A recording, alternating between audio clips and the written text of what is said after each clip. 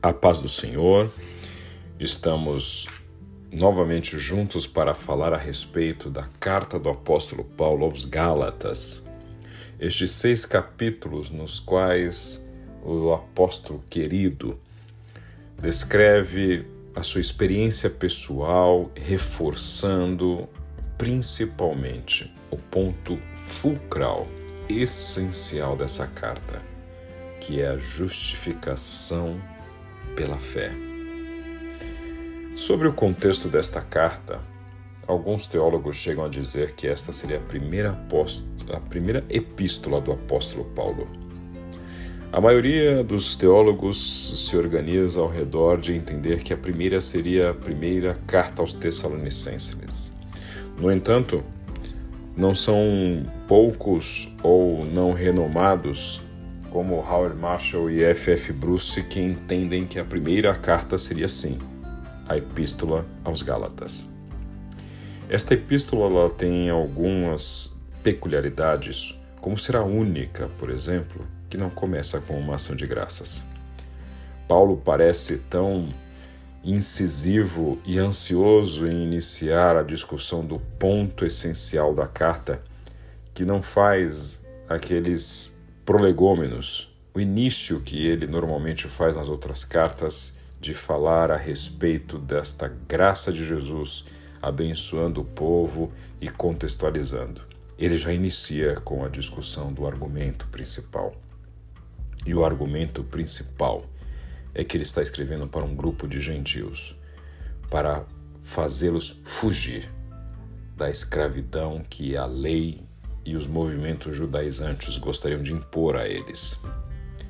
Paulo percebe que existe uma controvérsia que traz em seu bojo questões como a circuncisão, em que alguns cristãos judeus entendiam que deveria ser extensiva aos gentios, mas Paulo diz que este não é o verdadeiro evangelho. Paulo, inclusive, traça aqui uma diferenciação entre a autoridade do seu argumento contra um argumento de autoridade. Gente que entende que os gentios precisam ser circuncidados simplesmente porque a salvação, segundo eles, vem dos judeus e da sua observância à lei. No entanto, Paulo se baseia na autoridade do argumento do Evangelho de Jesus Cristo, ao qual ele chama de o verdadeiro Evangelho, a qual ele se denomina como um apóstolo verdadeiro por ter sido nomeado diretamente por Cristo e não por outro líder. E que os opositores a este Evangelho serão julgados pelo próprio Deus. Portanto, Paulo nos traz nesta carta a mensagem essencial do Evangelho, de que a salvação é pela fé. Quando falamos de que esta poderia ter sido uma das primeiras cartas, se não a primeira escrita por Paulo, esta carta foi escrita pouco antes do concílio em Jerusalém, em 50 depois de Cristo. Portanto, esta carta tem a sua datação entre 48 e 49 depois de Cristo. E inicia-se o capítulo 1, onde Paulo começa seu argumento dizendo claramente que ele é um apóstolo nomeado diretamente por Cristo. Faz referência ao seu encontro no caminho de Damasco. Faz referência à mensagem do próprio Cristo, ratificada pelos seus servos posteriormente, em que o próprio Jesus se revela dizendo que este é um vaso para a sua honra e que através de muitos sofrimentos aprenderia a respeito dele. Paulo chama a atenção dos Gálatas neste capítulo 1, deixando claro que eles estavam se afastando de Cristo que os havia chamado, de que eles estavam crendo em falsas boas novas. Talvez estejamos vendo aqui o primeiro relato de fake news. E Paulo, então, já traça neste primeiro capítulo um versículo muito conhecido por nós, onde ele diz que qualquer um que pregar outro evangelho, que não o evangelho de Jesus Cristo, ainda que seja um anjo, que seja anátema. Ou outro, sim, que seja maldito. Este evangelho, então, que Paulo prega, coloca a sua autoridade não na pessoa do apóstolo ou de qualquer outro líder da igreja cristã, desta recente igreja primitiva. A autoridade vem de uma pregação que se baseia na mensagem direta do próprio Cristo. Paulo, inclusive, traça a importância desta graça, pois ele mesmo é um testemunho dela.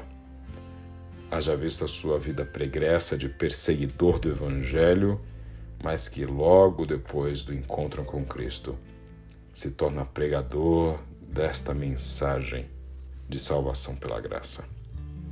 Continua no capítulo 2 com seu argumento, em que ele delineia o relato de sua volta a Jerusalém para alinhar com os líderes da igreja, os apóstolos, aqueles que estavam anunciando o evangelho entre os judeus, a sua pregação que seria anunciada entre os gentios.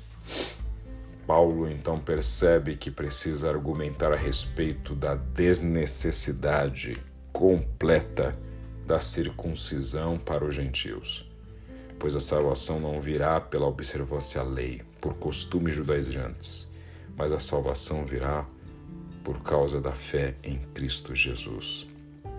Paulo precisa, entre esses Gálatas, deixar claro inclusive que a sua autoridade como apóstolo é porque ele foi nomeado diretamente pelo Cristo. E em contraposição a Pedro, que seria um apóstolo para os judeus, ele é definitivamente, por excelência, o apóstolo aos gentios. Inclusive, ele relata uma passagem bastante pitoresca. Pedro está entre os judeus, comendo entre eles. Pedro, que havia tido uma visão de animais impuros e Deus lhe dizendo que não tornasse impuro aquilo que ele havia feito puro.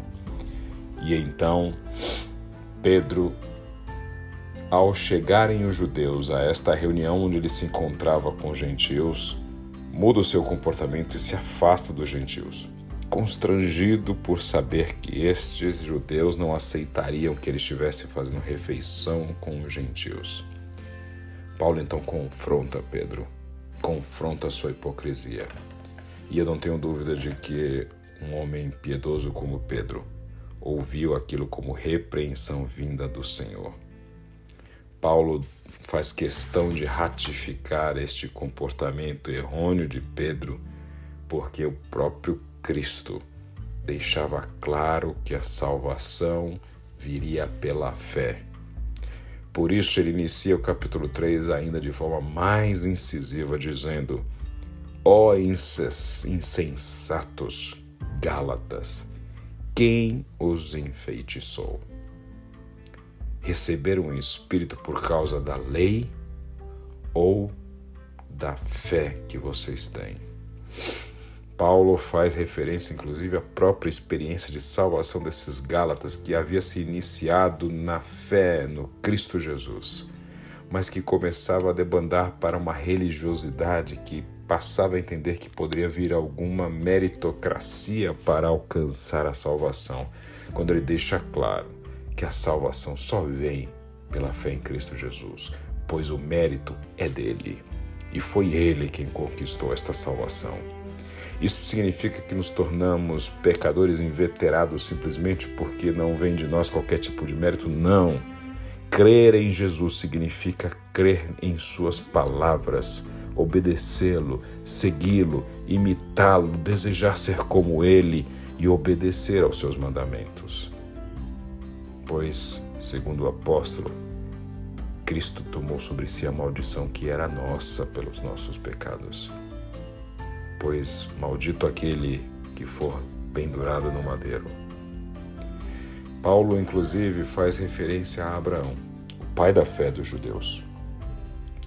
A promessa que o Senhor faz a Abraão quando o chama, o estéril Abraão com sua esposa estéril Sara, é de que ele estaria abençoando a Abraão e a seu descendente. Paulo deixa claro, inclusive, que não é descendentes a quem o Senhor se refere, pois este descendente é o próprio Cristo. Ou seja, a promessa a Abraão se completaria não na lei, não na circuncisão feita a Isaque, seu filho, algum tempo depois, mas se completaria na vinda e na obra do Cristo Jesus. Abraão, inclusive, não tinha lei. Lei esta que foi trazida por Moisés 430 anos depois, ou seja, o próprio Abraão, o homem que instituiu a circuncisão indicada por Deus, não viveu pela lei, mas foi justificado pela fé. Por isso, Paulo deixa bem claro àqueles Gálatas que não é pela condição judaica, pela ascendência, mas é pela fé que eles se tornam filhos de Deus em Cristo Jesus.